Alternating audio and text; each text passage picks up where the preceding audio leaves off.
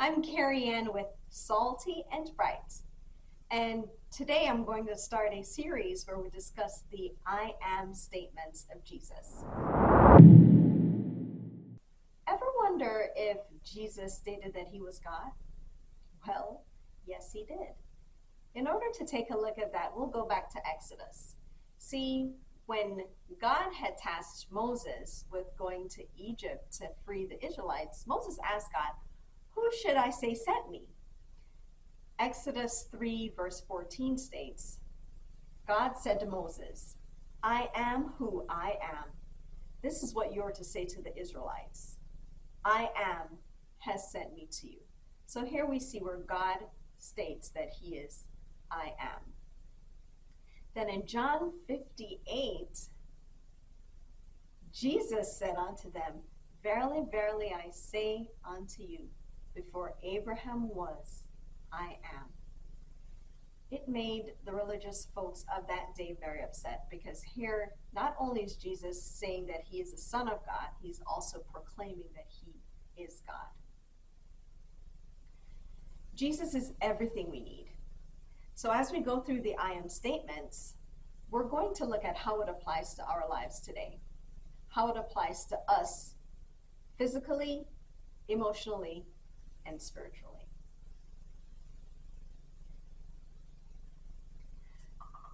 The first I am statement we will discuss is, I am the bread of life. We will go through several verses in John chapter 6. John 6:35 states, "And Jesus said unto them, I am the bread of life. He that comes to me shall never hunger, and he that believeth on me shall never thirst." John 6:41 states, "The Jews then murmured at him, because he said, I am the bread which came down from heaven." John 6:48 states, "I am that bread of life." John 6:51 states, "I am the living bread which came down from heaven. If any man eat of this bread, he shall live forever. And the bread that I give you is my flesh, which I will give for the life of the world." Bread was a very important staple back then, and to some extent, bread is a very important staple to us too. We do consume a lot of bread. But that last verse that I read, the last part of it says, "And the bread that I give is my flesh." What does that mean?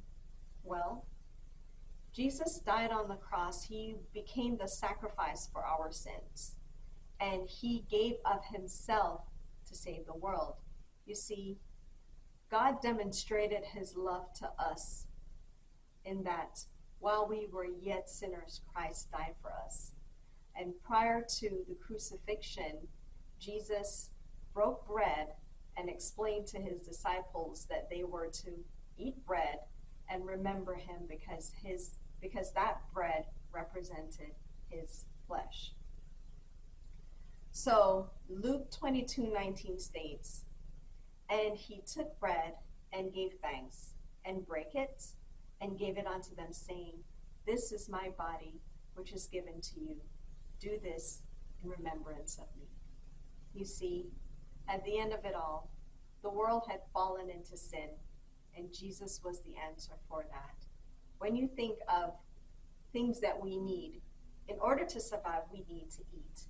And bread is a very common food in very, very many cultures. And so Jesus, being the living bread, represents that we need him to survive. Not only that, but he gave his life for us so that we can be reunited with the Father. So if you do not know Jesus for yourself, do know that he is God. He is the Son of God. He loves you. He gave his life for you. And if you confess with your mouth that Jesus is Lord and believe in your heart that God raised him from the dead, you will be saved. And then you will become an heir with Christ, and you will be able to be a citizen of heaven. That's it for today. Next time we will be talking about another I am Statement of Jesus. Be blessed. Thanks.